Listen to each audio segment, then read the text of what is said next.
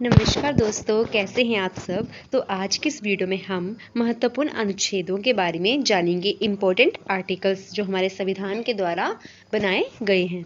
तो सर्वप्रथम जानते हैं अनुच्छेद पहला। तो अनुच्छेद 1 से अनुच्छेद 4 जो कि भाग 1 में है। अनुच्छेद 1, संघ का नाम और क्षेत्र कि कौन सा संघ है, उसका क्षेत्र का कौन सा है, उसके बारे में बताया गया है। अनुच्छेद 2, नए राज्य का प्रवेश और स्थापना। जैसे कि पहले ही से कोई राज्य है, उसमें नया राज्य कोई प्रवेश करता है और उसकी स्थापना अनुच्छेद 2 के तहत की जाती है। अनुच्छेद 3, नए राज्यों का गठन और मौजूदा राज्यों के क्षेत्रों, सीमाओं और नाम में परिवर्तन। नए राज्यों का गठन होगा और जो पहले से राज्य है उनकी सीमाएं कि कहाँ तक सीमा होगी उसके नाम में परिवर्तन करना होगा, तो वो अनुच्छेद 3 के तहत किया जाएगा। नेक्स्ट है अनुच्छेद 5 से 11 भाग 2। अनुच्छेद 5, संविधान के प्रारंभ में नागरिकता। अनुच्छेद 6, पाकिस्तान से भारत में प्रवास करने वाले किसी व्यक्ति के नागरिकता के अधिकार।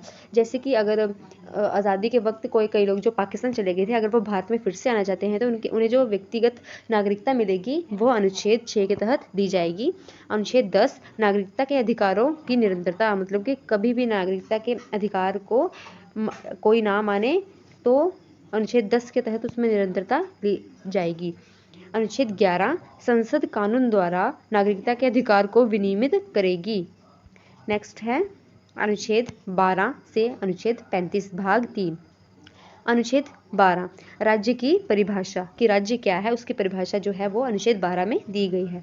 अनुच्छेद 13, मौलिक अधिकारों से असंगत या उनका अपमान करने वाले कानून। अगर कोई मौलिक अधिकार, जो आप जानते होंगे मौलिक अधिकार हैं हमें जो हर व्यक्ति को प्राप्त हुए हैं इंडिया वाले देश में, तो उनका अपमान करने वाले को अनुच्छेद 13 के तहत कोई भी सजा देनी होगी तो दी जाएगी। नेक्स्ट है समानता का अधिकार, अनुच्छेद 14 से 18। तो अनुच्छेद 14 में है कानून के समक्ष समानता कि कानून की नज़र में सभी समान रहेंगे। अनुच्छेद 15, धर्म, मूलवंश, जाति, लिंग या जन्म स्थान के आधार पर भेदभाव का प्रतिषेध। मतलब किसी भी व्यक्ति के साथ धर्म, जाति, लिंग या जन्म स्थान के आधार पर कोई भेदभाव नहीं किया जाएगा।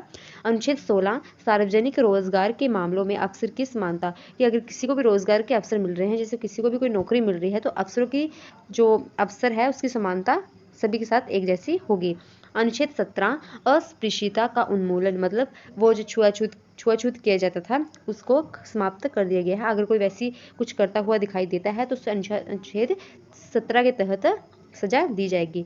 अनुच्छेद 18, उपाधियों का अंत। अगर किसी को कोई उपाधि दी गई है तो उसका अंत किया जाएगा अनुच्छेद 18 के तहत। नेक्स्ट है स्वतंत्रता का अधिकार, अनुच्छेद 19 से 22। तो सर्वप्रथम अनुच्छेद 19, भारत के नागरिक को 6 अधिकारों की गारंटी देता है। सबसे पहले है बोलने की और अभिव्यक्ति की स्वतंत्रता, शांतिपूर्वक और बिना हथियार के एकत्र होने की स्वतंत्रता। मतलब आप कभी भी इकट्ठे हो सकते हो, कभी भी समूह बनाकर रह सकते हो, परंतु बिना हथियारों के। संघ या यूनियन बनाने की स्वतंत्रता, जैसे आप कोई भी समूह बना सकते हैं। भारत के संपूर्ण क्षेत्र में निर्बाध रूप से घूमने की स्वतंत्रता, हम किसी भी स्थान पर बिना किसी बंदिश के घूम सकते हैं। भारत के किसी भी भाग में निवास करने या बसने की स्वतंत्रता है किसी भी भारतीय को। और कोई भी पेशा अपनाने या कोई भी व्यवसाय व्यापार का कारोबार करने की स्वतंत्रता दी गई है। नेक्स्ट है अनुच्छेद 20, अपराधों के लिए दोष सिद्धि के संबंध में संरक्षण। अगर किसी ने कोई अपराध किया है तो दोष की सिद्धि के संबंध में संरक्षण दिया जाएगा। अनुच्छेद 21, जीवन और व्यक्तिगत स्वतंत्रता का संरक्षण। अगर किसी व्यक्ति को लग रहा है कि उसका जीवन खतरे में है तो उसका संरक्षण किया जाएगा अनुच्छेद 21 के तहत। अनुच्छेद 22, कुछ मामलों में गिरफ्तारी और नजरबंदी से संरक्षण। नेक्स्ट है शोषण का अधिकार, शोषण के विरुद्ध अधिकार, अनुच्छेद 23 से 24। अनुच्छेद 23, मानव तस्करी और बलात् श्रम का प्रतिषेध। जैसे किसी भी मानव के साथ कुछ बुरा व्यवहार किया जाता है, मतलब उसका शोषण किया जाता है, तो अनुच्छेद 23 के तहत उसके साथ किया जाएगा। नेक्स्ट अनुच्छेद 24, कारखानों में, खदानों में बच्चों को 14 वर्ष से कम आयु वाले बच्चों को कोई भी काम पर नहीं लगा सकता है, यह अनुच्छेद 24 के तहत कहा गया है। शोषण का अधिकार, अनुच्छेद 25 से 28। अनुच्छेद 25, अतःकरण की स्वतंत्रता और धर्म की अबाध रूप से मान्य आचरण और प्रचार करने की स्वतंत्रता। मतलब कोई भी व्यक्ति कोई भी धर्म अपना सकता है, उसका आचरण कर सकता है, उसे कोई बंदिश नहीं होगी। अनुच्छेद 26, धार्मिक मामलों के प्रबंध की स्वतंत्रता। अनुच्छेद 27, किसी विशिष्ट धर्म के प्रचार के लिए स्वतंत्रता। नेक्स्ट है अनुच्छेद 28 धार्मिक शिक्षा में भाग लेने की स्वतंत्रता। अगर कहीं पे धार्मिक शिक्षा हो रही है तो उसमें भाग लेने की स्वतंत्रता हर व्यक्ति को है अनुच्छेद 28 के तहत।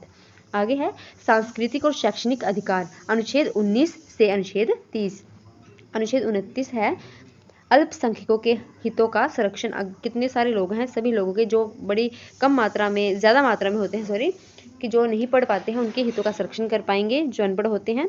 अल्पसंख्यकों को शैक्षणिक संस्थाएं स्थापित करने, उनका प्रशासन करने का अधिकार, कि सभी व्यक्तियों को कोई भी है वो शैक्षणिक संस्थान बना सकता है। नेक्स्ट है संवैधानिक उपचार का अधिकार, अनुच्छेद 32। अनुच्छेद 32 मौलिक अधिकारों के प्रवर्तन के लिए उपाय। अगर मौलिक अधिकार में कोई भी चेंज लाना है तो अनुच्छेद 32 के तहत लाया जाएगा। नेक्स्ट है राज्य के नीति निर्देशक सिद्धांत, अनुच्छेद 36 से 51 भाग 4। अनुच्छेद 36 परिभाषा, अनुच्छेद 37 डीपीएससी का अनुप्रयोग, अनुच्छेद 29 ए समान न्याय और निःशुल्क कानूनी सहायता, मतलब समान न्याय देना है सभी को, निःशुल्क कानूनी सहायता, पुलिस कोई पैसे नहीं लेगी किसी की मदद करने के लिए। अनुच्छेद 40 ग्राम पंचायत का गठन, ये काफ़ी इंपॉर्टेंट है कि ग्राम पंचायत का संगठन जो है गठन करना या संगठन करना वो अनुच्छेद 40 के तहत किया जाता है। अनुच्छेद 41 काम करने, शिक्षा पाने और कुछ मामलों में सार्वजनिक सहायता पाने का अधिकार है, वो अनुच्छेद 41 के तहत है। अनुच्छेद 43 श्रमिकों के लिए जीवन निर्वाह मजदूरी आदि, मतलब किसी व्यक्ति को कोई काम देना अनुच्छेद 43 के तहत है। अनुच्छेद 43 ए उद्योगों के प्रबंध में श्रमिकों की भागीदारी। अनुच्छेद 44 समान नागरिक संहिता केवल गोवा में लागू, ये सिर्फ गोवा में लागू है, याद रखेंगे दोस्तों। अनुच्छेद 45 बच्चों के लिए निःशुल्क और अनिवार्य शिक्षा का प्रावधान, ये भी इम्पोर्टेंट है दोस्तों कि आपने देखा ही होगा कि कई बच्चों को